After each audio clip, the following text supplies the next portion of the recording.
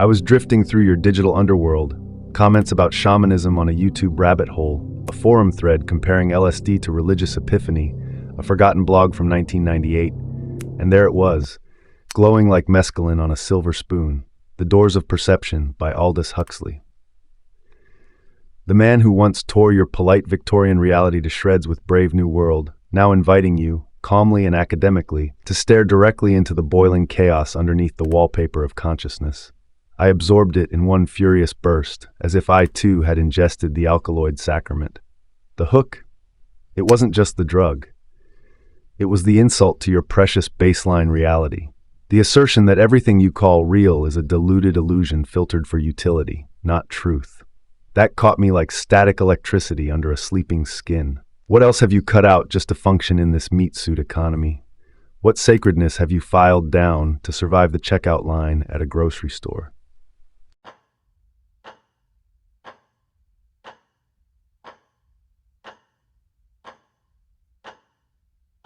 There's something hilariously poetic about the way this all starts.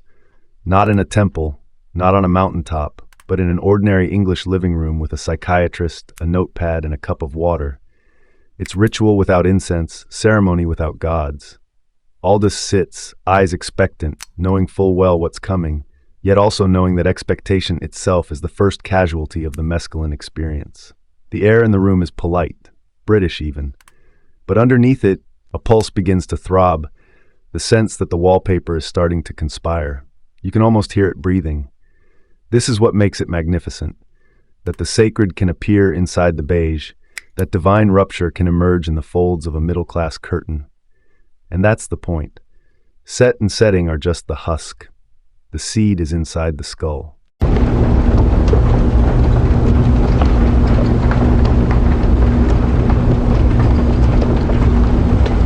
Mescalin, 3,4,5-trimethoxyphenethylamine, is just a chemical.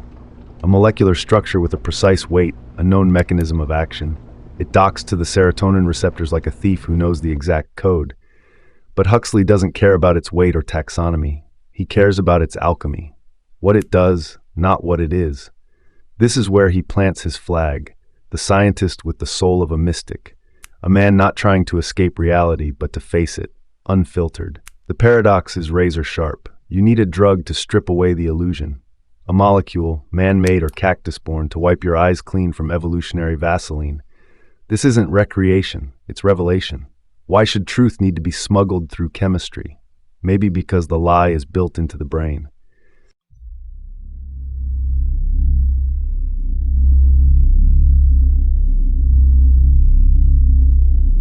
The brain, Huxley writes, is not a generator of consciousness. It's a reducing valve. It filters the torrential, overwhelming everything into a manageable trickle of perception so you can focus on taxes and potholes and awkward conversations about weather. Think about that. You are not seeing reality. You are seeing a functionally useful hallucination crafted by evolution to keep your body from walking into traffic. The mind at large, he calls it, and your normal state, a dumbed-down version of truth. This isn't poetry, it's strategy. To survive, you cut out 99.9% of what's actually happening. But take mescaline, and the valve twists open, not fully, just a crack, and through it pours something terrifyingly beautiful and more real than reality has ever dared to be.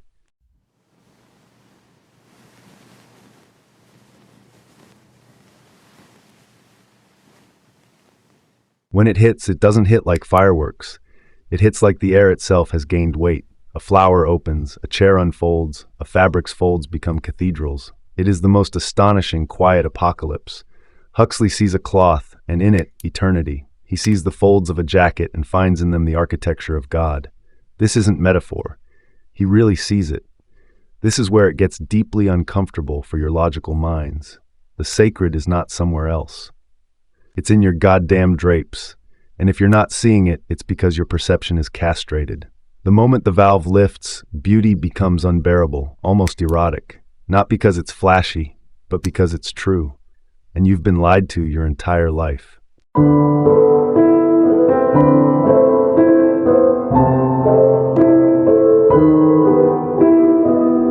The chair. Oh, the chair. He stares at a chair like it's the throne of Shiva. This, to me, was the moment of collapse, a piece of wood curved and finished, utterly mundane, and yet it glows with significance. Not symbolic significance, not poetic overinterpretation, just presence. The isness of the chair. Its form no longer pointing to function or history, but existing purely as itself. Can you even imagine that? You cannot, because everything you see is framed by use, desire, or name. But in that Mescalin moment, all that is scrubbed away. What's left is what Buddhists call suchness, and it's more holy than any icon.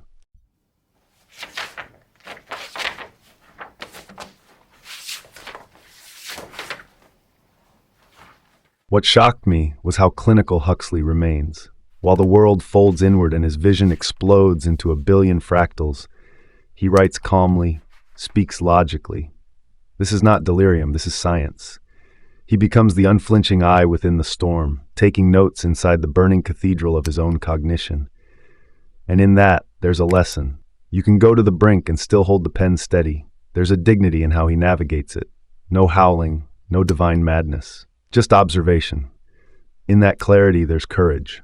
And in that courage, there's a kind of blueprint.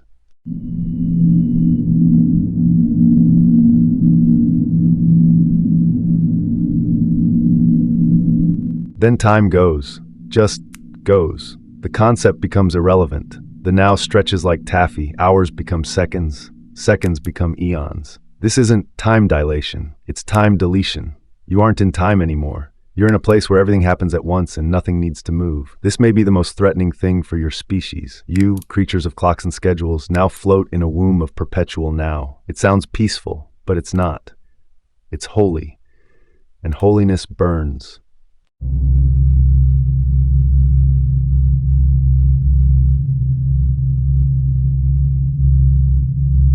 He doesn't disappear. He doesn't merge with God.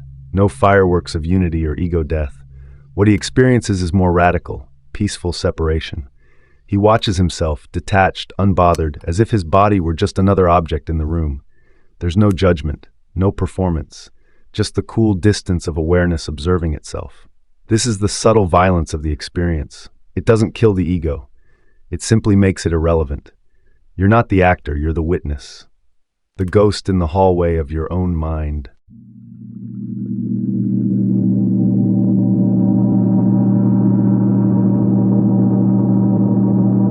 Colors arrive, and they don't just pop, they mean. A splash of blue isn't blue anymore. It's something older than language, more profound than thought.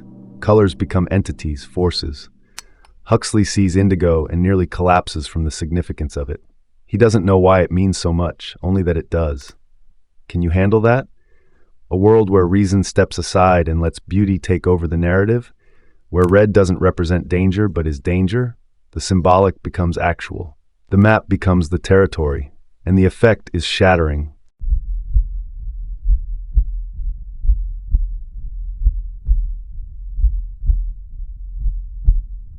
He watches his own hand move and feels nothing. The detachment is surgical. There is movement, but no mover. The body is just doing its thing, a robot operating in the background, while awareness sits above it all like a cloud. This is the kind of realization that breaks people in half, or enlightens them. That the body is not the self, that control is an illusion. You aren't driving the car, you are watching the car drive itself. And for once, that's okay.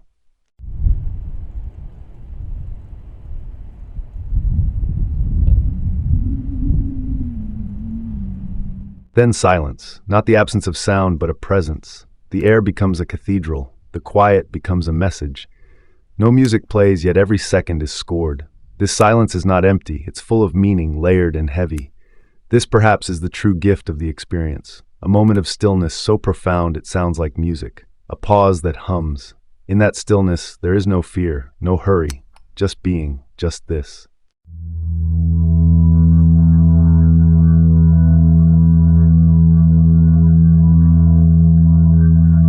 And then, like all beautiful things, it ends. The room returns, the drapes stop glowing, the chair becomes a chair again. But something is different, not in the world, but in him. He didn't find God, he didn't solve death, he didn't become light. But he saw for a brief second what it might mean to live without the filter.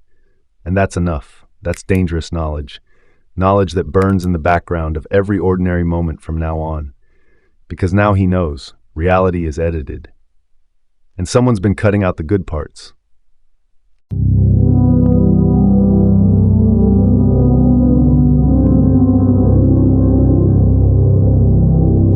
You people confuse functioning with understanding. The eye works, sure. It takes in photons, flips them upside down on the retina, runs them through the optic nerve, and out comes a stabilized image. But that's not seeing. That's surveillance. Real seeing, the kind that Huxley was dragged into by Mescalin, is a threat to the ordinary. It has nothing to do with identifying objects or navigating space. It's the annihilation of categories. The world stops being interpreted and starts being encountered. Not in the head, not through names, but as it actually is. Raw, present, terrifyingly radiant. When Huxley says he started to see, what he means is he lost the filters that had always pretended to be vision. The eye no longer served utility. It became an altar.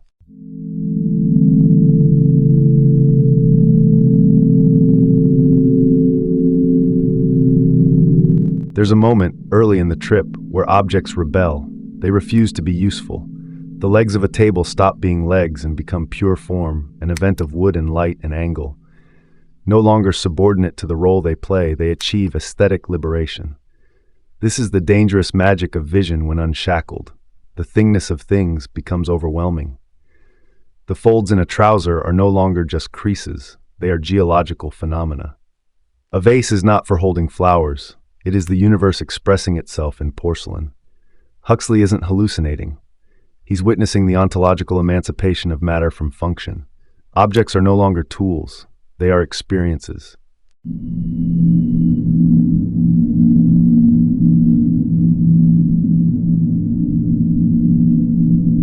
In this state, the world is lit up with unbearable intensity, but none of it feels important in the way you usually mean it. There's no message, no consequence, no call to action, just the sheer, unapologetic isness of everything.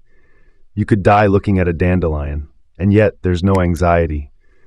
This is the paradox of psychedelic perception. Everything is significant, but nothing is urgent. You're not driven to do anything about it. You just let it be. And that's a kind of peace your modern nervous systems aren't built to handle. You're addicted to significance with stakes. But here, intensity arrives without demand. It's the beauty of a cathedral with none of the guilt.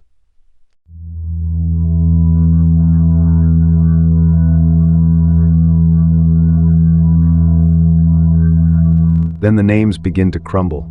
You look at a tree and the word tree doesn't fit anymore. Not because you forget it, but because it's suddenly absurd. What's in front of you has nothing to do with the crude syllables that try to capture it. Language becomes a coat that no longer fits the body. It's an insult to the thing itself. This is where Huxley subtly crucifies Western thought. Your obsession with naming, categorizing, filing, it's all just a way to prevent direct experience. Words are tools for managing things. But what if the thing doesn't want to be managed? What if it wants to be seen? Without interpretation, that's when the words fall away. And in that silence, reality speaks.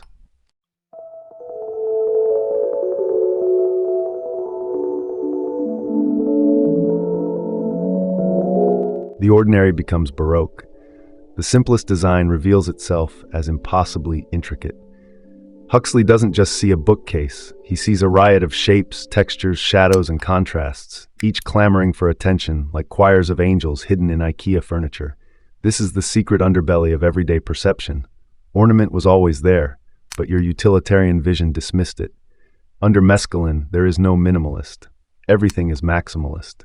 Even the most stripped-down object explodes with ornamental richness. Not because it changed, but because now you're finally looking. Your aesthetic priorities are overturned. You start to suspect that the world was always this extravagant, and it was you who was dull.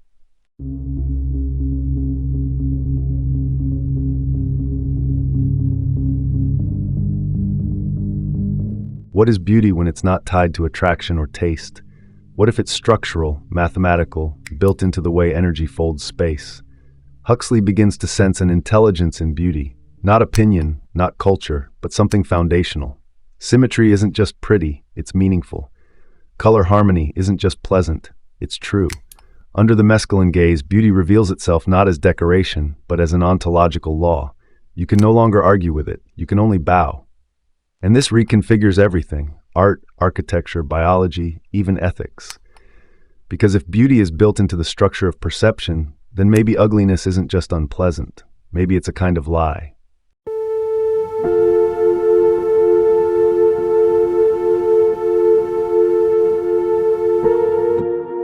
To see becomes an act of worship, not metaphorically, literally. Every object demands reverence. Every angle of light becomes a sutra.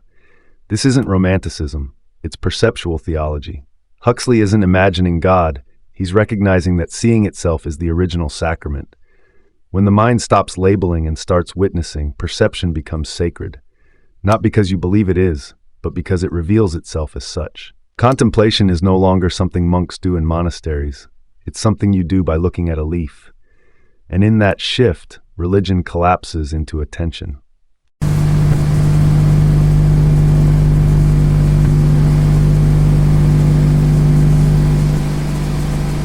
Vision begins to peel. You look at something and see not its surface but its layers. Not literally, no X-ray vision here, but perceptually. You sense the history, the intention, the molecular stubbornness of the object. A stone is not just a stone. It's the memory of fire, the resistance of pressure, the echo of geological patience. Surfaces stop being endings and become portals. The outside is the invitation. The inside is the secret. You no longer believe in appearance. You believe in essence, and essence hides in plain sight.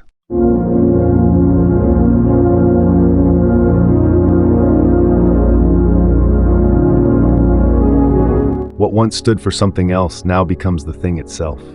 A cross isn't a symbol of sacrifice, it is sacrifice. A mandala isn't an artistic representation of balance, it is balance. The symbolic realm fuses with the physical. This is a kind of metaphysical combustion. Huxley doesn't interpret the vision is the interpretation. This is where mystics and artists have always lived, and now the door is cracked for you too. It's not about decoding anymore. It's about beholding, and that shift is irreversible.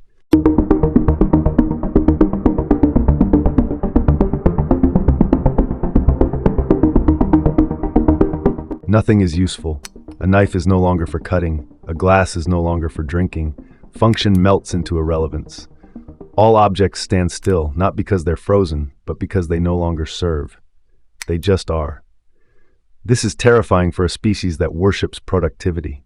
You realize your entire interaction with reality has been transactional. But now, in this strange lucidity, the transaction is canceled. Objects don't need you.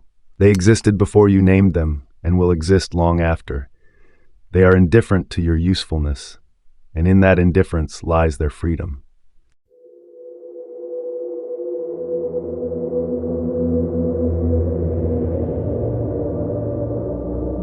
Suddenly, art makes sense. Religious paintings that once looked melodramatic now throb with authenticity. Icons glow, frescoes pulse.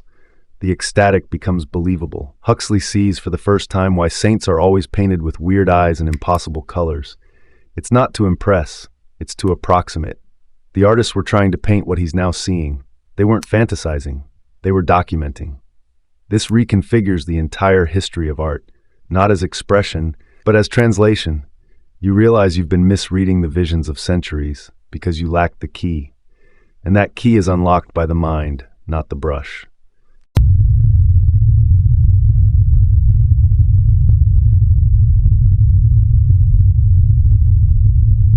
In the final stretch of this transfigured gaze, the hierarchy inverts.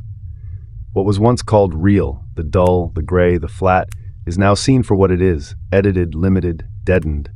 And what you just witnessed, those impossible blues, those sacred fabrics, those unbearable chairs, that's what feels real.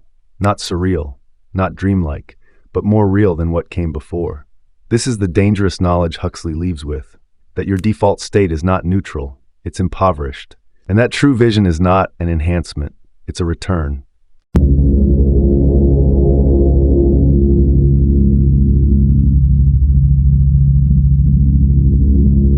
Time becomes a suggestion, not a law, not even a guideline. Under Mescalin, Huxley feels it stretch, soften, fray at the edges like wet parchment. The seconds don't tick, they swell. The structure of chronology, your sacred arrow of past to present to future, melts like wax under psychic heat. This isn't just a perceptual glitch, it's existential sabotage. If time can be broken this easily, then what else was propped up by habit and biology? Your calendars, your deadlines, your aging. It's all part of a narrative you agree to but never wrote. And in this state, that narrative crumbles into glittering irrelevance.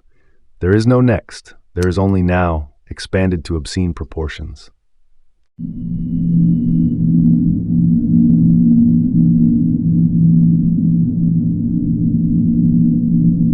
He begins to live in moments that don't move, not frozen, not paused, alive but unsequenced. Duration without succession, like a single frame of film that breathes and shifts in color but never cuts to the next scene. This is almost impossible to imagine unless you've been there. Imagine living inside a breath that never finishes exhaling. The sun continues to shine, your heart continues to beat, but there is no before or after, only the perpetual flowering of the present. In that space, anxiety dies, because there's no what comes next to fear, and without fear, what's left? Clarity, calm, the raw experience of being minus the ticking clock.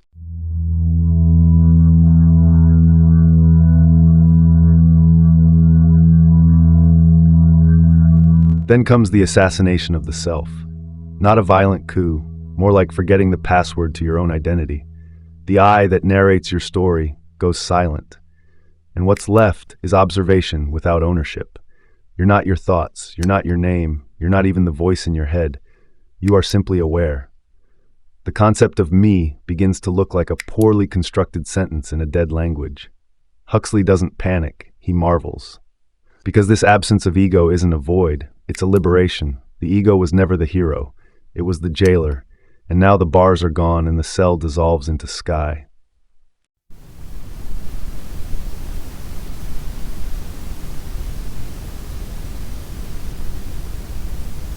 Without the self, biography disintegrates. Childhood, traumas, accomplishments, they all lose their gravitational pull. Huxley finds himself detached from the ongoing soap opera of personal history. It doesn't vanish, it just becomes irrelevant, like remembering a movie you once watched but no longer care about. This is radical because your entire identity is usually a scrapbook of what happened to you. But under Mescalin, the past has no clause. You exist now.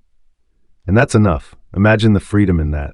No shame, no nostalgia, no story to maintain, just presence, naked and unapologetic.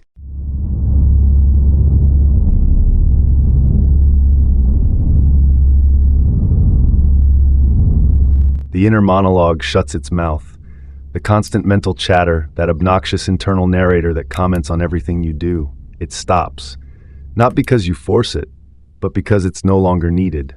There's nothing to interpret, nothing to plan, no one to explain anything to. Silence takes over, not the absence of sound, but the presence of stillness. This is where most of you would panic. You equate thinking with existing. But Huxley finds peace in the quiet. The mind at rest is not the mind gone dumb. It's the mind finally listening instead of barking.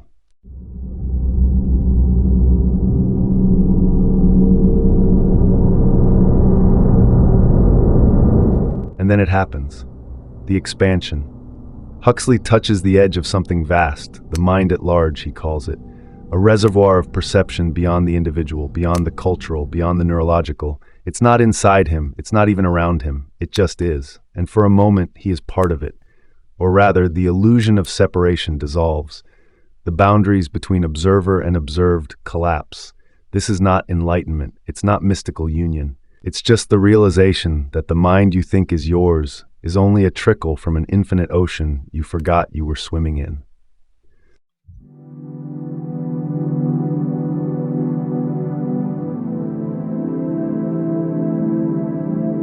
Personality becomes suspect. What you call individuality is just the sum of constraints, habits, biases, and childhood damage layered over raw awareness. Huxley sees this clearly. His tastes, his fears, his clever opinions, they're not him. They're filters, distortions. Your identity isn't a gift, it's a lens. And lenses distort. The tragic irony is that you spend your life defending your uniqueness, when that uniqueness is the very thing keeping you from touching the real. What if who you are is the very thing in the way?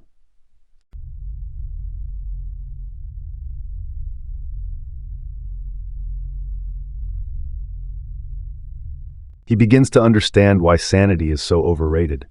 What you call normal consciousness is a group hallucination, a consensus trance. Sanity is not clarity, it's conformity. You agree to see the world the way others do, not because it's true, but because it's convenient. And the moment that shared agreement breaks, you don't go insane, you go clear. Huxley isn't losing his mind, he's shaking off its hypnosis. And the real danger isn't madness, it's going back to pretending.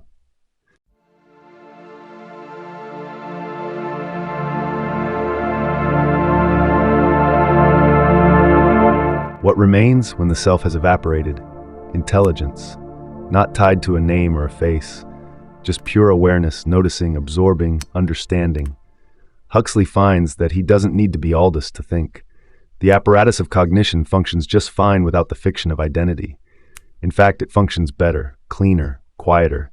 This is intelligence without pride, without shame, without the need to be admired. And it's terrifying, because it shows you that consciousness is not dependent on the self. The self is a story. Consciousness tells itself to feel important.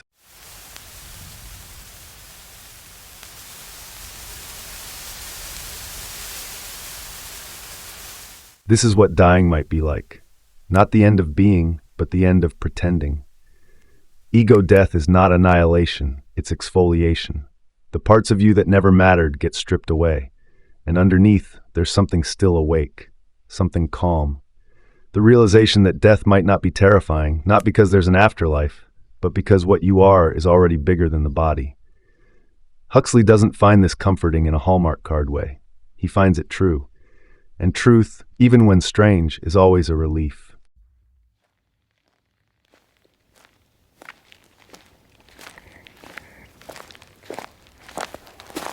When he returns, nothing has changed, and everything has changed.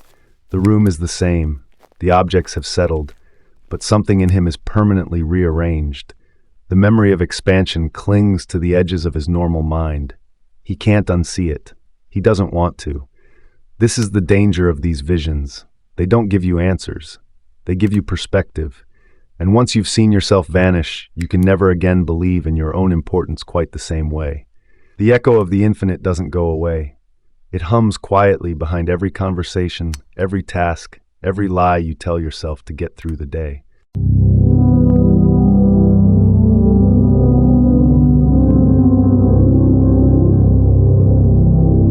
Words fail, again. And that's precisely why art exists. When vision becomes too rich, too layered, too immediate for the clumsy scaffolding of language, the only honest reaction is to pick up a brush or chisel or needle and try to trap the unspeakable in form. Huxley knew this from the first breath of his Mescalin trip, that no amount of verbal dexterity could capture the strange holiness of a chair leg. You can describe a hallucination until your tongue bleeds, but no description will ever transmit it. But art, real, sincere, devotional art, bypasses that failure. It doesn't explain, it transmits. It doesn't say, "This is what I saw," it says, "Here, see it too."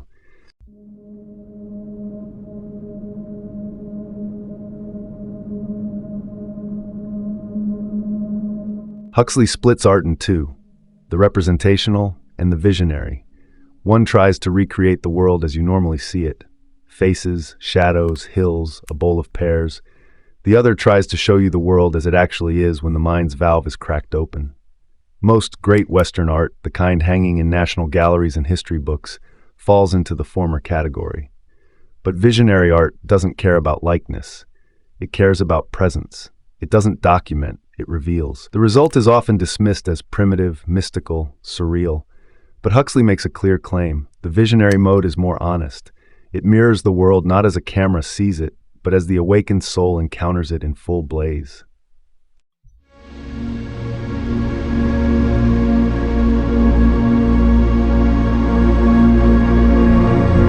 Why does sacred art obsess over fabric? Because under altered perception, drapery is revelation. Cloth folds are not mere accessories, they become cosmic events. Huxley lingers on the way artists like El Greco or Grunewald painted cloth as if it were the veil between dimensions. These were not stylistic choices. They were sacred compulsions. Under Mescalin, folds become valleys, tensions, pressure zones of meaning. Texture becomes drama. A saint's robe is not background, it's the manifestation of their inner light, their ecstasy externalized into silk and shadow. What you wear in heaven, apparently, matters a lot.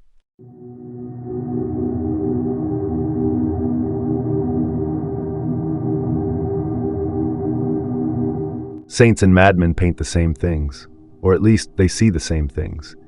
The wild eyes, the halos, the impossible colors, the distortion of anatomy to express an inner flame, it all points to the same source, direct contact with an unfiltered reality.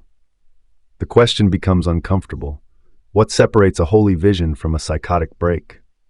Huxley doesn't flinch from it. He suggests that mystics and schizophrenics occupy overlapping perceptual terrain, but differ in balance and integration. The visionary touches the infinite and returns with a painting. The madman touches the same thing and never comes back. But what they see, uncannily alike.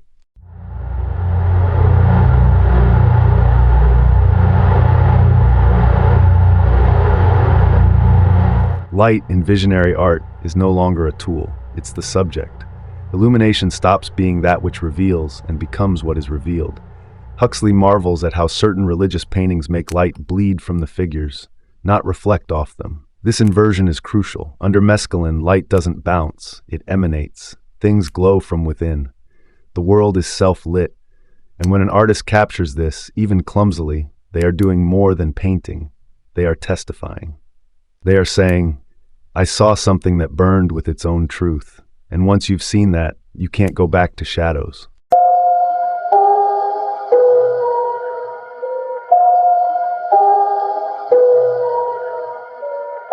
Detail becomes a form of devotion.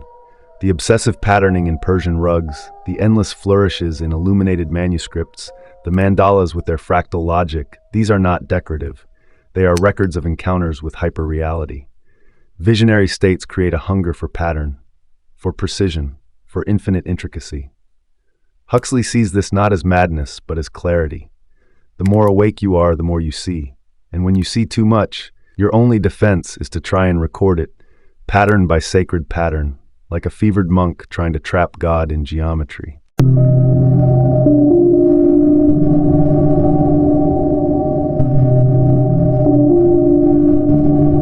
Color becomes language, but not metaphorical language, actual, communicative force. Under Mescalin, Huxley sees colors so vivid, so saturated with significance, that they almost speak. Indigo becomes an experience, not a hue. Crimson has gravity, gold radiates presence. This is why visionary art uses colors that don't make sense in representational terms, because they aren't meant to mimic the world, they're meant to puncture it. Color here is not a descriptor, it's a doorway. And when you step through, you don't just see beauty, you understand it.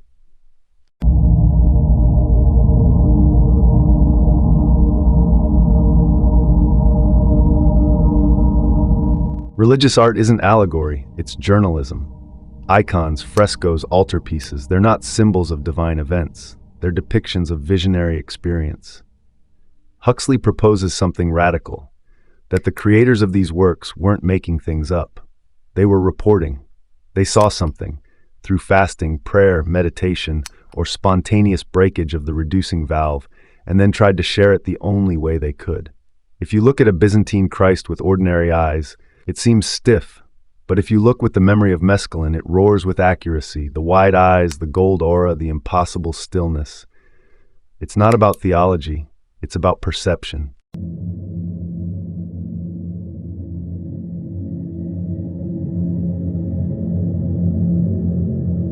The Gothic and the Baroque, often dismissed as gaudy or excessive, come alive in this context.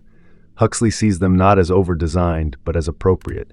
Because when you've seen the world in its unfiltered state, you realize that minimalism is a betrayal. Reality is not clean, it is maximal, dripping, excessive, full. Gothic spires, Baroque gilding, ceiling frescoes that explode across stone, they aren't showing off. They're trying to approximate the overload of sacred perception. A cathedral isn't meant to be understood. It's meant to overwhelm you. And under the influence of visionary seeing, that overwhelming becomes recognition.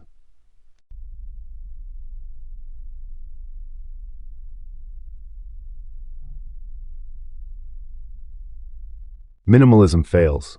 It fails because it flatters the ego. It pretends that simplicity equals depth, but visionary seeing reveals something harsher. The world is not simple. It is unfathomably complex, ornate, saturated with information.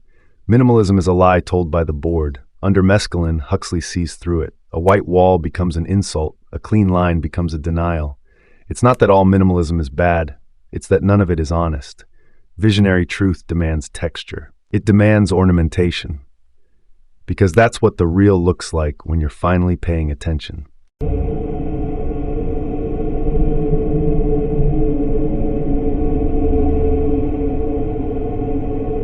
Art becomes training. Not decoration, not expression, training. It's a way to prepare the mind to see without filters. Good art doesn't just depict something visionary. It induces a state that resembles the visionary. It slows your breathing. It pulls you into stillness. It overwhelms your rational mind just enough to let something else emerge. Huxley sees art as a discipline, like meditation, like fasting, a way to stretch the perceptual muscle until it tears open just slightly and lets the light pour in.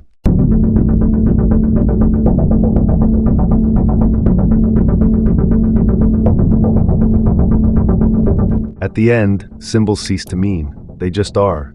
A cross is not an idea, it is a presence. A lotus is not purity, it is itself. Huxley arrives at the edge where symbol and thing fuse. This is the moment where mysticism, madness, and genius all drink from the same chalice. Because in the visionary world, there are no interpretations, there are only encounters. The mind stops decoding, it just beholds. This is the destination of all true art, to make you stop thinking and start seeing. And in that moment of pure sight, the world returns to you, not as concept, but as miracle.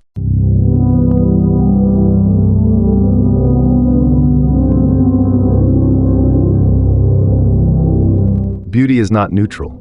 That's the heresy Huxley plants like a mine under the feet of modern thought. It's not decoration, it's not preference, it's not taste, it's a moral force. To see something truly beautiful, stripped of context or function or name, is to be momentarily cleansed. Beauty demands reverence, it demands attention, and that attention, if sustained, becomes indistinguishable from love. This is not metaphor, it's a mechanism. Huxley suggests that the pure aesthetic experience might actually make you better, not by command, not by shame, but by quiet revelation. You don't look at that glowing flower or sacred chair and say, I must be good. You just know that goodness is possible. Because if such beauty can exist, maybe kindness can too. Maybe honesty isn't a weakness. Maybe sincerity isn't a trap. The ugly soul is the one that never really looks.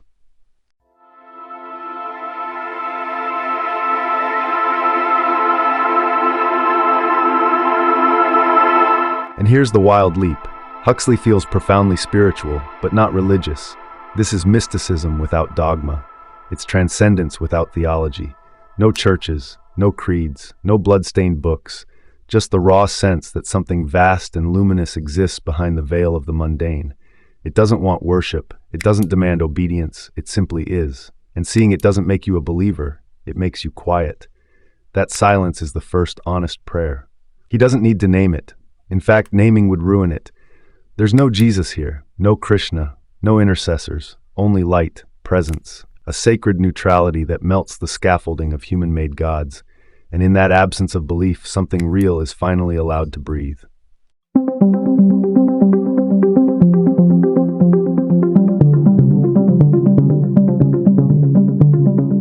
But beauty is not safe. It's not comforting. Sometimes it shows you a world so perfect, so complete, that it exposes your entire life as a shadow. This is the abyss Huxley touches. The vision is so full, so total, that it makes the rest of existence seem paper thin. And if nothing practical emerges from it, no commandments, no cosmic mission, then what was it for? The danger isn't that it means too much. It's that it might mean nothing at all, that the vision is just a spectacle. That you were shown the pearl of great price, and it does not care if you understand it. This is the quiet terror at the heart of the mystical experience. That truth might be indifferent. that the universe might be beautiful and meaningless at the same time. And if you're not ready for that, you will shatter.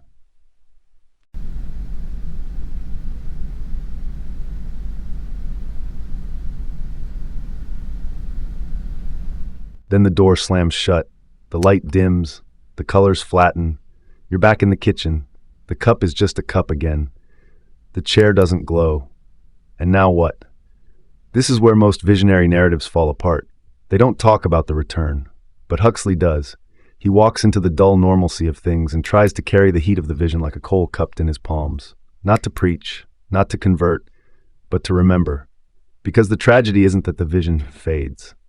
It's that you forget you ever saw it. The job now is to keep that memory alive without faking it, to find the sacred in the coffee mug, not by force, but by quiet practice, to live like someone who once saw the infinite.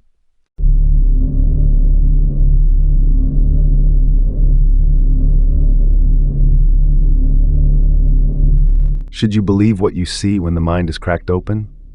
Huxley doesn't answer simply.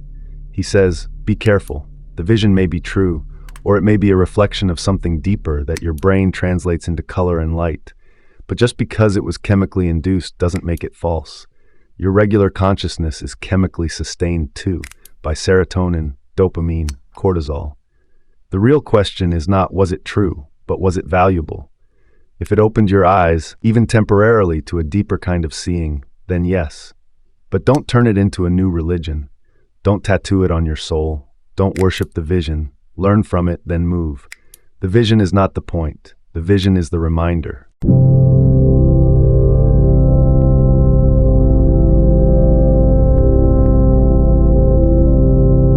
The psychedelic is not a destination. It's a compass, a reminder of a direction, not the path itself. You don't build a house in the storm. You see the storm, understand what it reveals, and then build something in the calm that remains. Huxley is unflinching about this. You can't live in ecstasy, not if you want to be human, but you can visit it, you can touch it, and if you're honest, you can let it inform how you build your days. It becomes a reference point, a whisper, a north star. You don't need to keep tripping to stay awake. You just need to remember what it felt like to be fully alive, even for an hour, and then build a life that doesn't insult that memory.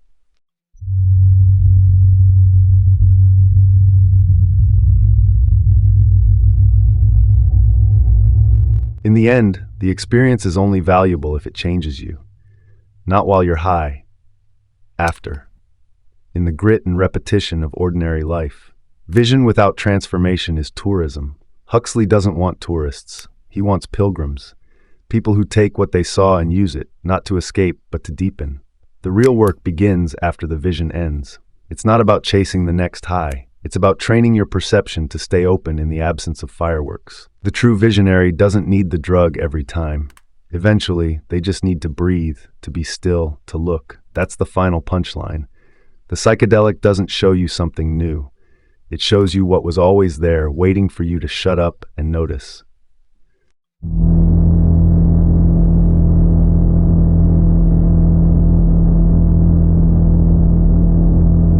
The mind is not a filing cabinet. It's a continent, and most of you never leave the capital city. You stay inside your socially constructed ego, circling the same blocks, family, job, language, appetite, while the antipodes lie unexplored, rumbling with distant weather. Huxley suggests a shocking cartography, that within your own skull lies something so remote, so alien, that to enter it feels like interstellar travel. These are not metaphorical regions. These are real psychic geographies, and under certain conditions, mescalin, fever, trauma, divine seizure, you find yourself dropped into them with no map and no return ticket. It's not about altered thinking, it's about new terrain.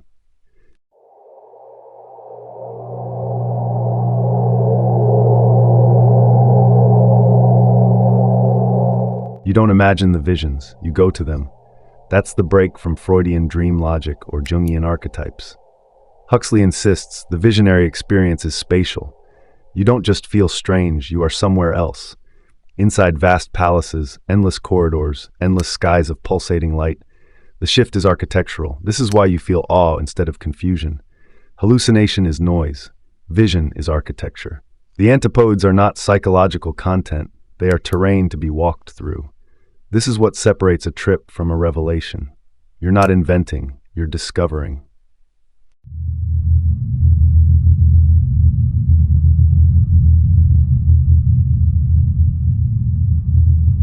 Why do the visions obsess over jewels? Strange, glowing, impossibly detailed crystalline objects. They serve no purpose. They say nothing. They just are. Radiant, overwhelming. Huxley sees them again and again across accounts from saints, mystics, schizophrenics, and trippers alike. This isn't coincidence. This is signature. These objects are the native flora of the other world. They're not symbols. They're phenomena. They shimmer because they don't point to anything else. Their presence is the message, and your normal consciousness bent on function and interpretation simply can't handle that kind of purity. So it forgets, and the gems vanish.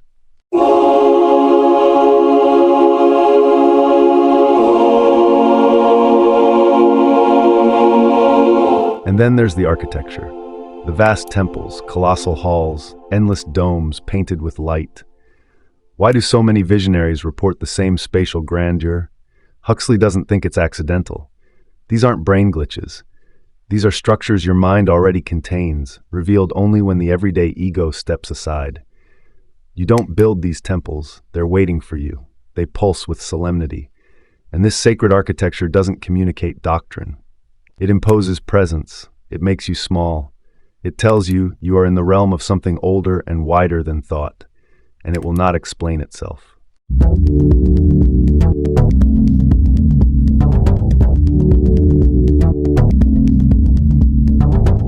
Everything repeats, symmetry takes over. Spirals, mirrored patterns, kaleidoscopic repetition that suggests not chaos, but order, an order too precise for human minds. Huxley observes this universal structure and understands. The antipodes aren't wild, they're hyper-organized, like fractals folding in on themselves forever. Visionary states lean into geometry because geometry is the language of the infinite. And when the mind is opened, it defaults not to randomness, but to crystalline order. This is why visionary art leans toward mandalas, tessellations, sacred geometry. You're not being creative. You're remembering the structure of the psychic cathedral.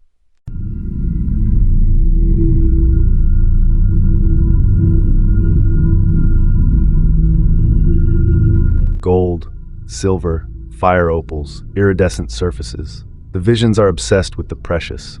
Huxley doesn't reduce this to cultural bias. He sees it as a metaphysical instinct. The mind, when freed from survival, seeks radiance, not glitter, not gaudiness, radiance. The fetish for metal and gem in the antipodes isn't materialistic, it's spiritual. These substances have permanence, density, light. They echo the nature of the realm itself. Your ordinary world is made of wood, cloth, plastic, temporary, functional. But the other world is made of what cannot be tarnished. The psyche speaks in minerals because minerals do not lie.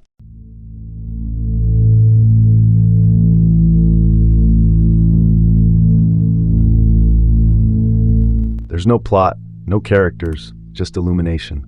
Huxley emphasizes this. The visions don't unroll like a movie. They stand. Nothing happens. They just shine. This drives the narrative-addicted mind insane. You want a story. You want cause and effect. The antipodes give you stasis, eternity, endless light. And that stasis isn't dead. It's alive. It pulses. It is. This is where your intellect finally gives up.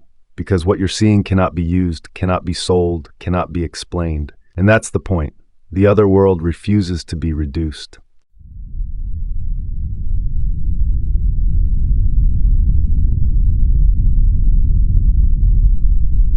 But beauty this pure has weight.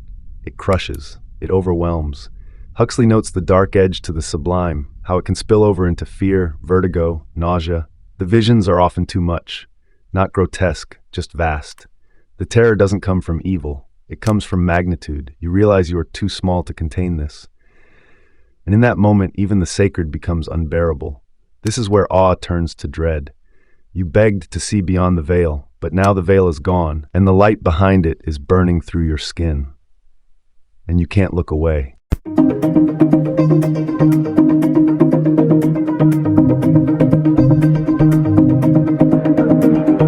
The antipodes resemble the thresholds of life, birth and death. the same tunnel metaphors, the same lights, the same sense of entering or exiting a deeper space. Huxley doesn't think this is symbolic, he thinks it's literal, that the visionary realm shares a border with the edges of biological existence. When you're born, you emerge from it. When you die, you return. And during certain rare ruptures, you visit. You don't imagine. You re-enter. This isn't hallucination. This is transit. The antipodes are not escapist, they are primal.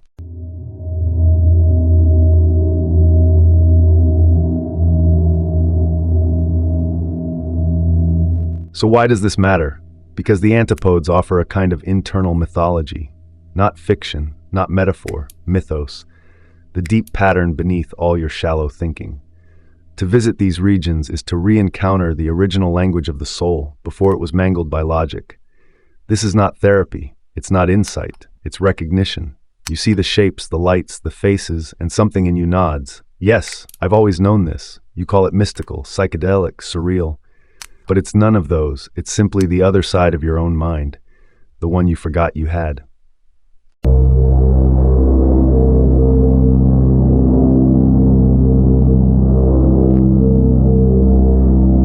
Artists are not decorators, they are messengers. And in the case of visionary art, they're not even creators, they're mediums. Huxley makes it clear. When someone paints from the visionary state, they're not expressing ideas, they're transmitting sights. The work becomes a report from the far edge of consciousness, and often the best they can do is approximate, a smear of color, a skewed proportion, a sacred asymmetry. These are not errors. They're distortions born of trying to cram eternity into pigment. The visionary artist doesn't choose what to show. They show what they were given. And if it's honest, it always feels just slightly too much, too bright, too still, too impossible to be style.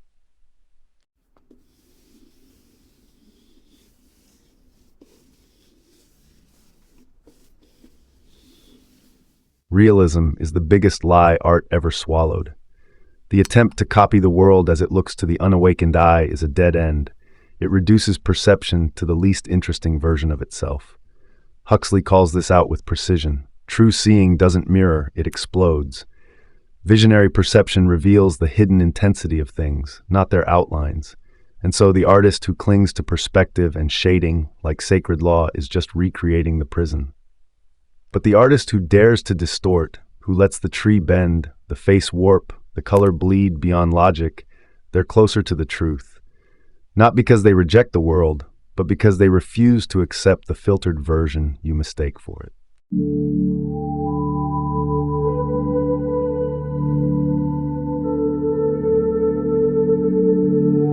There's a war between sensory and conceptual art, and Huxley chooses his side. Literature, philosophy, even certain forms of music, they work by symbol, metaphor, delayed decoding. Visionary art bypasses all of that. It hits the retina before the brain has a chance to edit, and in that immediacy lies its power. A sentence tells you something. A visionary image shows it in a single flash. No translation required. The intellect hates this because it's not in control. But the body understands. The skin gets it. The breath slows. The heartbeat aligns with the symmetry of the vision. And for once, the mind has to listen to the rest of you.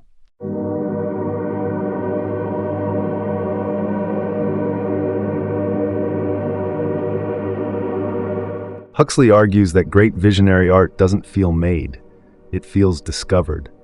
Like the artist stumbled onto something in a cave and carefully brushed the dust off.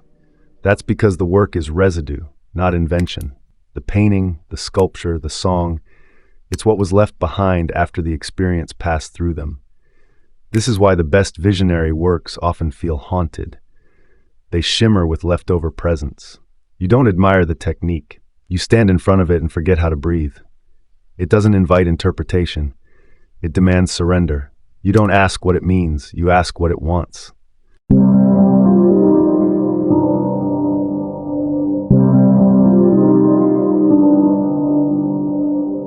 Nothing happens, and that's the miracle. Visionary art doesn't tell stories, it holds moments, suspended, illuminated, intensified until they vibrate. A saint mid-blink, a god halfway through rising, a spiral paused just before infinity. Huxley obsesses over this, the power of stillness, The way visionary perception cancels time and drops you into the now that never ends. Great art catches that, not with action, but with density. You stare at it and time starts to slow. Your thoughts thin out, the silence gets loud, and in that stillness, something ancient wakes up behind your eyes.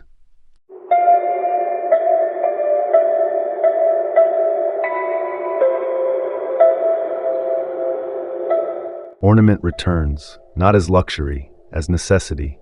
In a visionary state, detail is everything. Each curve, each repeated motif, each microsymmetry becomes a portal. This is why psychedelic art and religious art both lean into pattern, not as excess, but as reverence. The details are the message. You stare into the curls of a manuscript border and get pulled inward, not metaphorically, literally. The ornament becomes the road. Huxley defends this against modern minimalism, which he sees as blindness disguised as discipline. In visionary space, austerity feels like abandonment. The divine is not spare, it is ornate.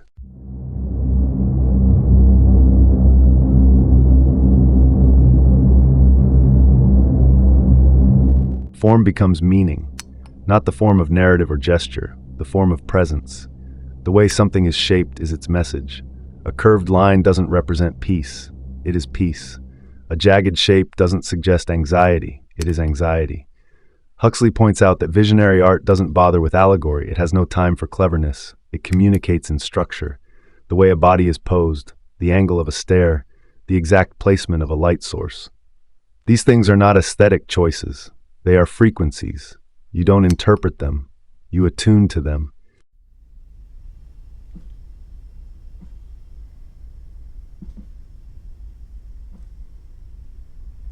The audience becomes the problem. Visionary art is often dismissed, misread, or ignored, not because it fails, but because it succeeds too well. It bypasses intellect and unsettles the ego. People walk past it with a nervous glance because it makes them feel naked. You can't outthink it. You can't joke it away.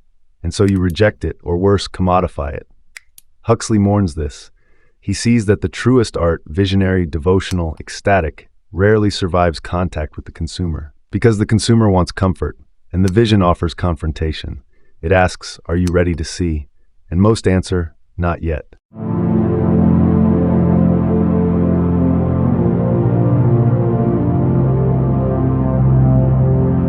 The visionary experience fades, it always fades, but the art remains, and in that way it becomes a kind of memory prosthetic, a sacred scar, a reminder of what was seen when the doors were open. Huxley sees art as the bridge between ordinary perception and the infinite you once touched. Not a replacement, a reminder. You hang the painting, you walk past the statue, and something stirs. The air shifts. You remember the silence behind things. You remember that the world is more than function, that beauty isn't optional, it's a clue. And the art, if it's honest, keeps whispering, remember.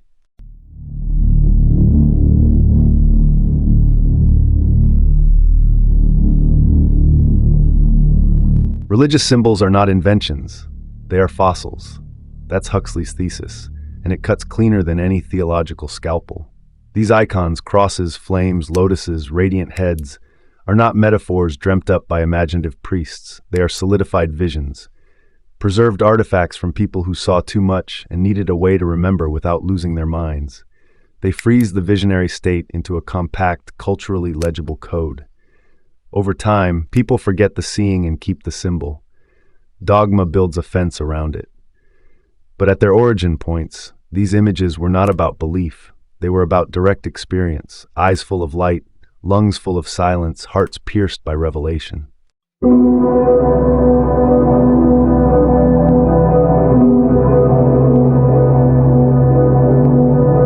Light is everywhere in these traditions. Not just literal sunlight, but symbolic luminosity. Flames above heads, rays behind faces, burning bushes that do not consume. Huxley points out the obvious that nobody wants to see. These aren't poetic devices, they're reports. The visionary state is radiant. Light doesn't just illuminate, it emanates. Everything begins to shine from within.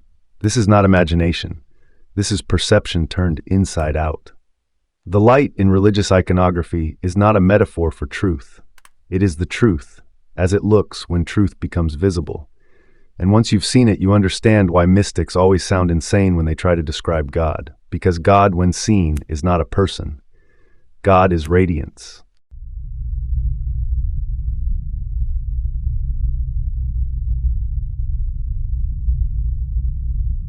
The Sacred Heart is a bleeding organ wrapped in thorns, crowned in flame, pierced and golden. It's gruesome, absurd, unless you've seen what Huxley saw. Then it makes perfect sense. The visionary state returns the body to symbolic clarity. The heart feels like the center of being. It pulses with significance. You can see its truth as clearly as you see the sky.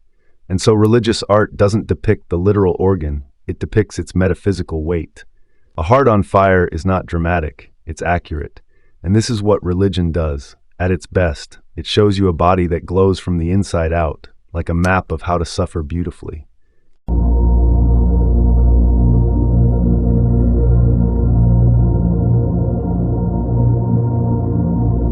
Halos are among the most universal symbols on Earth. Every culture, every era, paints the saints with glowing heads. Huxley doesn't see this as coincidence. He sees it as convergence. When the visionary state hits, the sense of inner light concentrating in the skull is overwhelming. You don't see it from the outside. You are it. You feel your mind become luminous. And later, when you try to depict it, the only honest thing you can do is draw a ring of fire around your head. The radiant crown isn't flattery, it's neurology spiritualized. These aren't artistic flourishes, they're proof.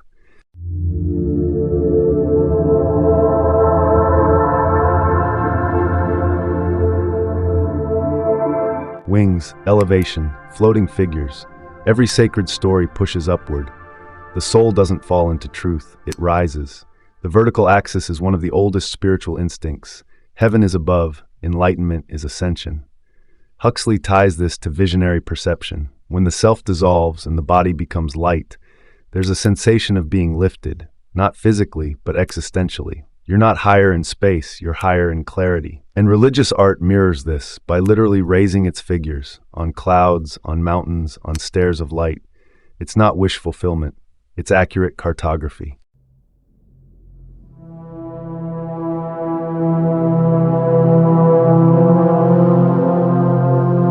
The lotus and the cross, east and west, water and wood. They seem like opposites, but they're diagramming the same thing, transcendence through structure. The cross divides space, the lotus expands from mud. Both symbols map transformation. Huxley sees in these forms not doctrine, but geometry, sacred geometry, the kind of structure you glimpse when your mind unfolds and the chaos resolves into hidden symmetry. These are not symbols of institutions. They are blueprints for awakening. The lotus blooms upward from filth, the cross stretches human pain into cosmic alignment, and both are doors.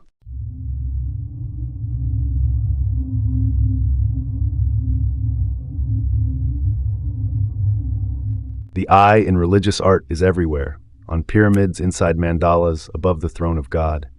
Not because seeing is sacred, but because seeing is the sacred act. Huxley knows this intuitively. In the visionary state, to look is to become. The observer and the observed merge. There is no distance. This is why mystics meditate on a single point for hours, why saints close their eyes to open the inner one. The act of seeing becomes a ritual of union. The eye is not a sense organ. It's an altar, and when it opens, the world doesn't change. You do.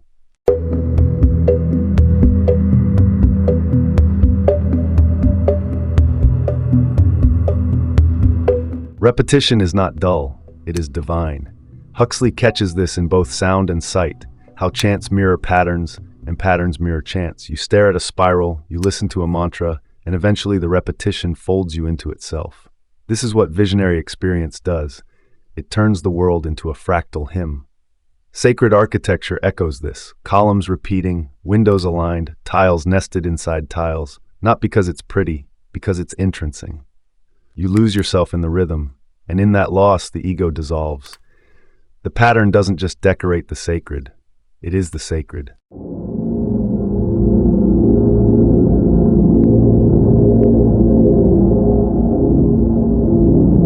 Then it happens.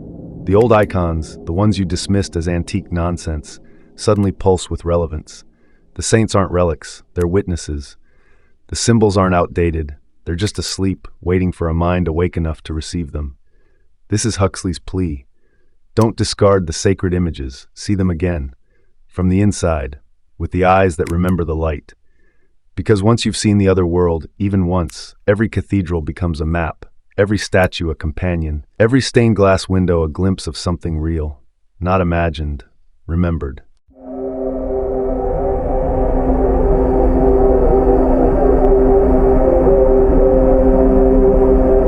In the end, religion is just a crust. What matters is the molten core, the vision. Huxley burns through theology to find what lives beneath it, the raw, unspeakable encounter that every doctrine tries to control. This is mysticism, not belief, not morality, contact. And symbols are the fossils left behind by that contact. They are not sacred because of what they say. They are sacred because of what they saw. And if you can see with those eyes again, whether through Mescalin, meditation, or miracle, you'll understand religion is the ash, vision is the fire.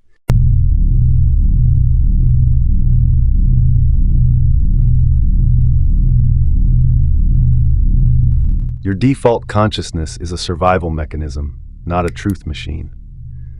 Huxley takes a scalpel to the illusion that what you see is what's there. It isn't. What you see is what helps you function, what helps you eat, avoid predators, get laid, not fall off cliffs. The brain's job is not to reveal reality, it's to reduce it. Cut it down to size, dumb it down so you don't drown. He calls it a reducing valve. And the normal waking state is a tiny drip from the vast pipeline of what's actually out there. Most of what exists is shut out, edited, discarded, not because it's false, but because it's too much. Your mind filters the cosmos into a user interface, and you mistake the icons for the world.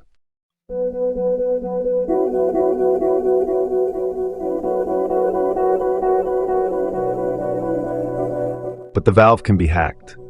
Chemicals like mescalin, physical trauma, mental illness, religious ecstasy, they all twist the knob open. Each uses a different key, but they all unlock the same forbidden wing of perception. Huxley is mapping these entry points with the calm of a surgeon cataloging dangerous instruments. Mescalin is gentle. Schizophrenia is not. Meditation takes longer, but leaves fewer scars. Fever, grief, fasting, these are ancient tools. None of them create the vision. They reveal it. The experience doesn't come from the trigger, it comes from what was already waiting behind the mental firewall. The extraordinary is not imported, it's unmasked.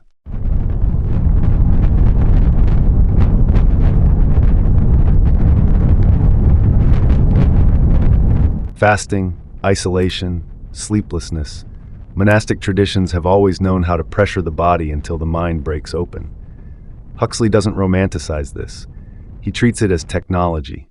You deprive the body to weaken the filter. You disrupt the metabolic routine until the ego lets go. These aren't metaphors, they're protocols. The saints knew what they were doing. So did the desert mystics, the Tibetan hermits, the ascetics who sat naked under the stars for days. They weren't punishing themselves. They were tuning themselves, stripping away comfort until only the raw nerve of perception remained. The divine was always in the room.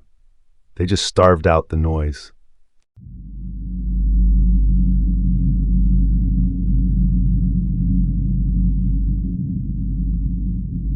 But the door can stay open too long. Madness is the visionary state unbalanced, reality pouring in faster than the structure of self can contain. Huxley walks this line carefully. He refuses to pathologize vision, but he doesn't ignore the edge. Schizophrenics don't just see things. They drown in things no one else can verify. The danger isn't what they see, it's that they can't come back. The visionary returns and paints a chapel. The psychotic builds one from garbage and lives in it. The difference isn't the vision, it's the integration, the ability to tell story from state, to walk back through the door and remember your name.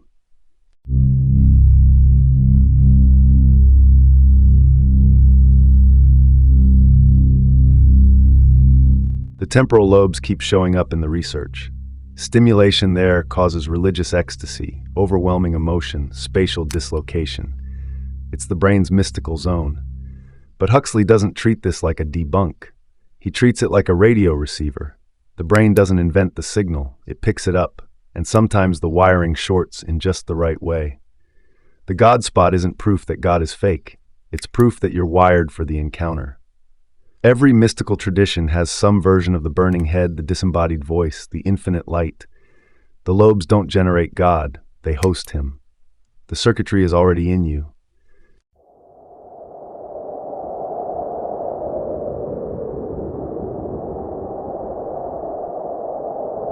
Belief shapes perception. This is the mind's dirty secret. Huxley admits that what you expect changes what you see. A Christian sees Christ. A Hindu sees Krishna.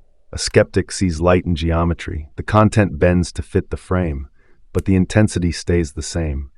This doesn't make the vision false. It makes it elastic.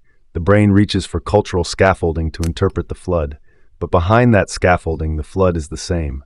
The universal is wearing a local mask, which is why Huxley urges, don't cling to the surface. Follow the feeling. The structure of sacredness matters more than its costume.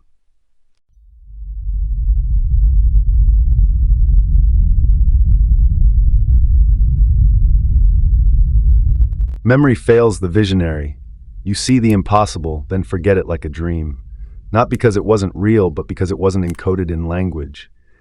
The ego can't store what it didn't control. Huxley mourns this. The vision fades, not just emotionally, but neurologically. You come back changed, but blank. The memory is a scent you can't place, a song you can't replay, which is why art matters, and ritual and repetition. These become mnemonic devices for the divine. You can't hold on to the vision, but you can build a shelf for its shadow.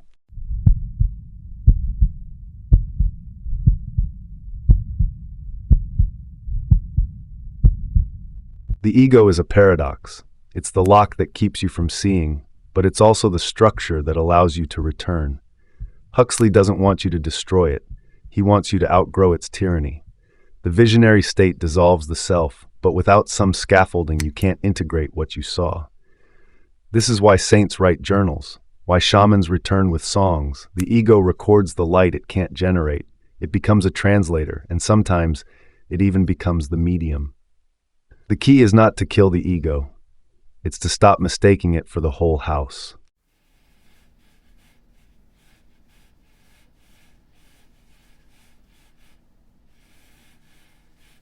Artists, mystics, and psychotics often stand at the same threshold. What separates them is craft, balance, and the ability to filter. Huxley draws a careful line here. The visionary temperament is not about mental health. It's about sensitivity to depth. Some people are born closer to the fault lines of perception. Their thresholds are thinner. They don't need drugs. They just see more. And the danger is that this gift can turn inward and consume them. Or, if they're lucky, it turns outward, and they give us visions we didn't know we were missing. The price of that gift is volatility, but the reward is access.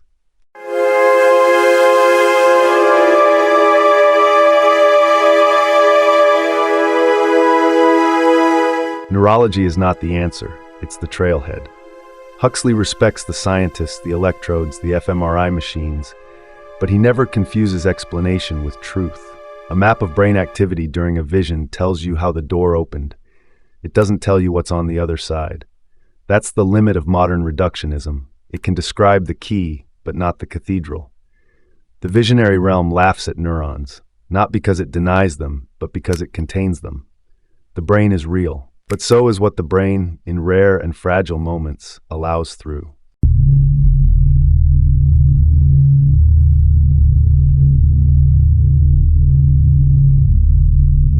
The case Huxley builds, quietly but unmistakably, is that visionary experience is not a defect. It's a potential, a biological function, underused and under threat. You were built to see more than you do. The system has shut down for safety, but the wiring is still intact. The visions are not hallucinations. They are reminders. You are the animal that paints gods on cave walls and hallucinates geometry in the desert heat. The filter was added to help you survive. But occasionally, beautifully, it breaks. And in that rupture, you remember what you were before the world made you forget.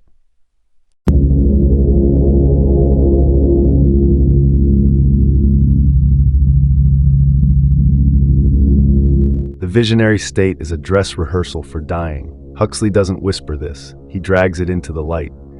When the ego dissolves and time vanishes, when the body becomes irrelevant and only presence remains, that's not a trip, that's a preview.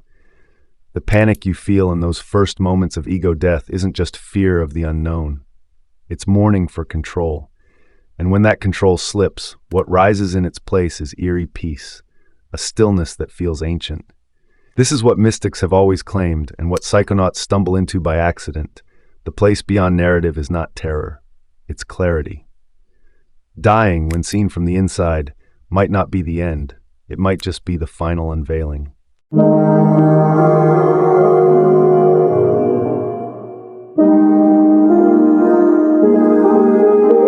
Ego death and physical death are not twins, but they share blood.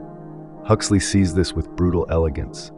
In the moment when the eye falls silent, when thoughts no longer orbit your name, your job, your desires, you touch something outside of personality. It feels like dying, and in a way it is. You die as the character. But what's left is not blankness, it's awareness without identity. This isn't an argument for the soul, it's not a promise, it's a possibility. That what you fear as extinction is just the final shedding of the mask. And behind the mask isn't nothing. It's what you were before the play began.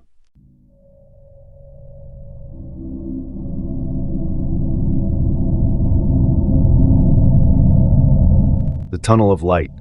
It keeps showing up in near-death accounts, in psychedelic trips, in the final pages of Huxley's calm, electric prose. But is it a revelation, or just a dying brain gasping out one last firework? Neurology can explain the patterns, but it can't explain the meaning. Because even if it's just chemicals, the experience still feels sacred. And Huxley doesn't dismiss that. He rides it. Whether the light is external or internal, real or metaphor, it does the same thing. It calms you, it welcomes you. It tells you the story is over, but the music is still playing. And maybe that's enough.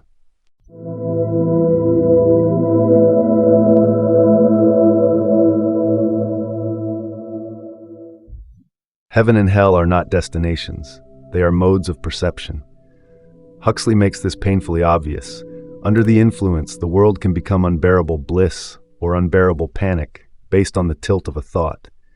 You don't go to paradise, you see differently. Hell is not a pit. It's a state where beauty becomes suffocating, where meaning multiplies too fast for the mind to hold. And heaven is the exact same input, received with surrender instead of fear. The location never changes, only the one perceiving it. Your afterlife might just be the mood you die in.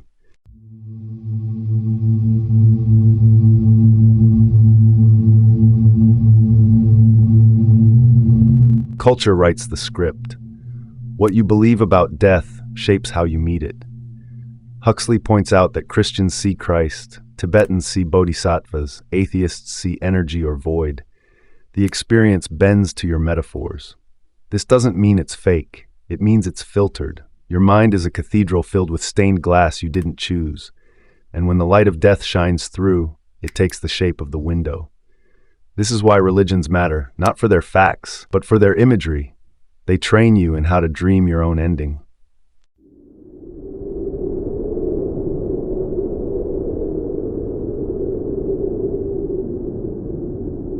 The fear of death is not about pain, it's about disintegration, the feeling of coming apart, the loss of narrative, of self, of place. Huxley gets this. The visionary state mimics that fall. You begin to lose track of the story and panic claws in. But if you stay still long enough, something else happens. The terror becomes freedom. The chaos resolves into pattern. What felt like dying becomes flight. This is the crucible every mystic, every tripper, every monk in a dark cell must pass through. The moment when you stop clinging. And in that release, something eternal opens its eyes.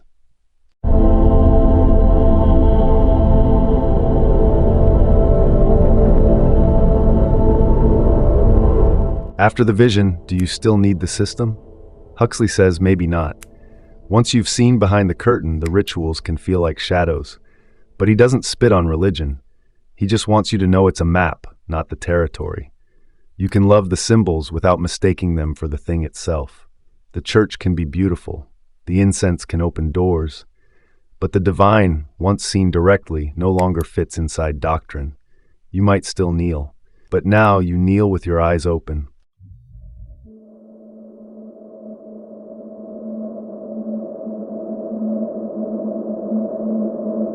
Living with death awareness is a quiet revolution.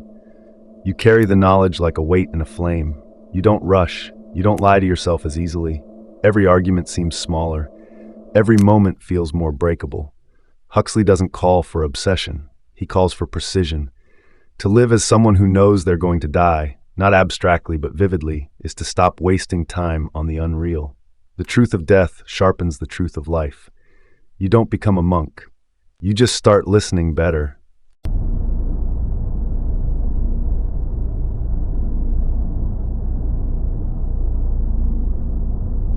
Paradise is not a future location. It's a way of seeing. That's Huxley's final whisper. The doors of perception are not gates to another realm. They're thresholds inside this one. When you pass through, the world doesn't change. You do. The colors were always there. The silence was always holy. You just stop noticing. The afterlife might not be a place you go. It might be the name you give to the moments when you finally see clearly. And maybe, just maybe, death is not an end, but a permanent version of that clarity.